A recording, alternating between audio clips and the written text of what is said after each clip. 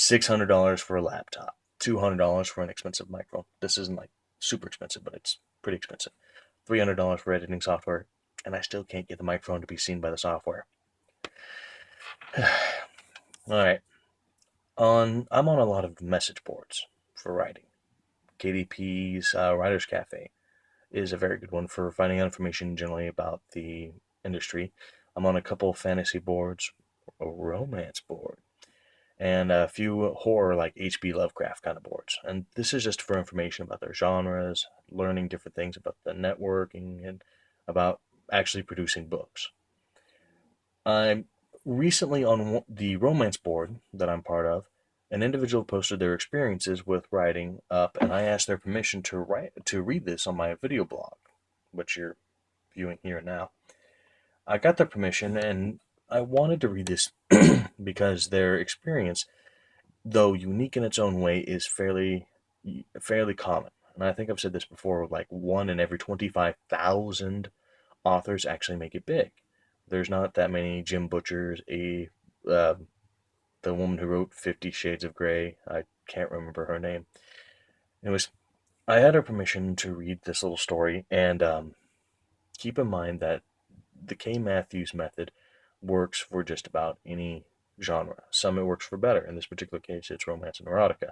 It works very well for that one. But also, if you look back at people like Ray Bradbury, he wrote short stories and he cranked them out, and he did very well for himself.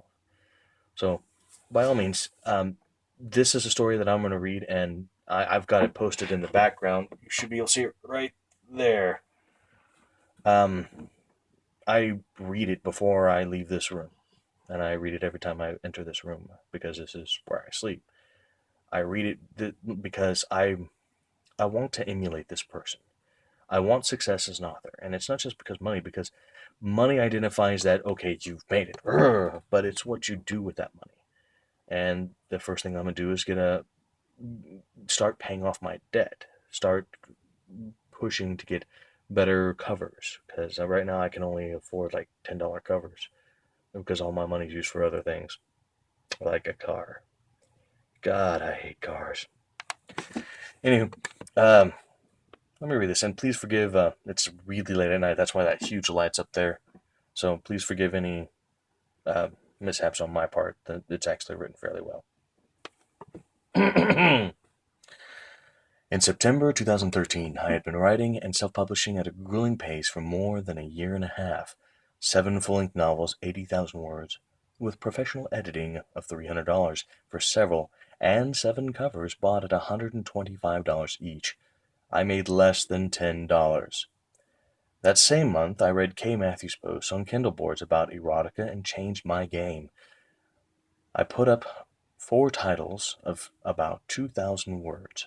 I made $130 in October 2013.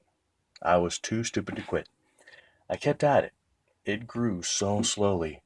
December 2014 was $2,400, and it was a relief because I had finally replaced my crap job's take home pay.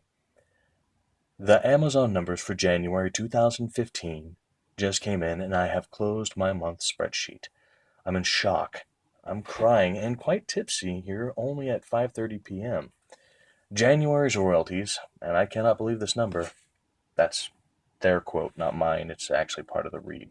I truly do believe these numbers. I've seen it before. I'll keep my comments until after. January's royalty, January's royalties, and I cannot believe this number, $7,600. My hands are shaking a bit as I type that number, and February is on track to be about the same. I've never made that kind of money in a month in my life, never even close.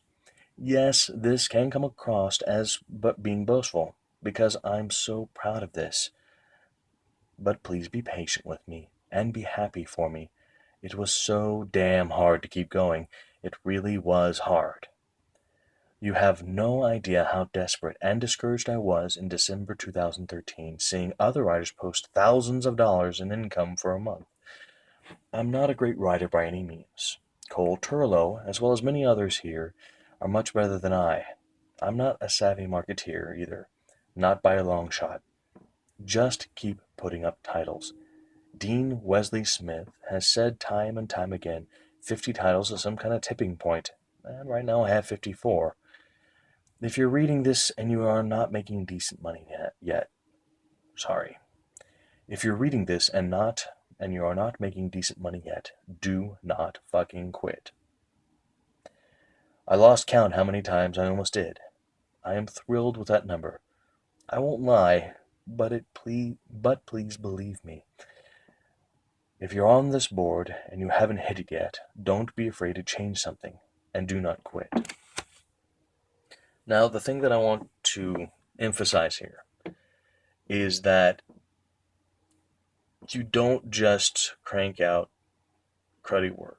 This individual tries very hard to produce quality work.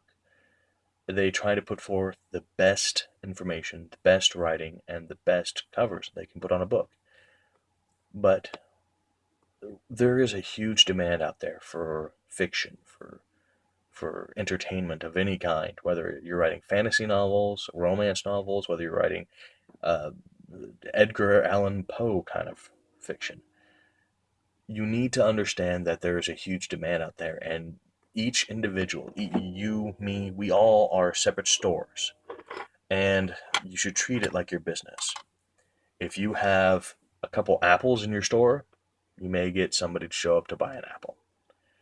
But if you fill your store with thousands of selections, different foods that they can buy and make their own little experience, they're going to show up and they're going to buy it because you have product to give these people for the demand.